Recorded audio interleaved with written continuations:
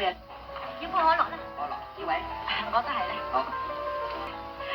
咁真係多得你啊，芳姐。你知咧，我係最怕應酬嘅，但係做我哋呢行又冇辦法唔面面俱圓，咁就係啦。李小姐，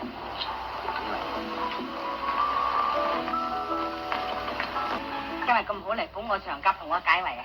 嘿，梗係無事不登三寶殿啊嘛！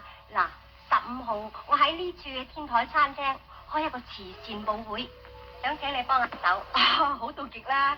橫掂我呢排閒嘅，你要我點幫，即管出聲啦。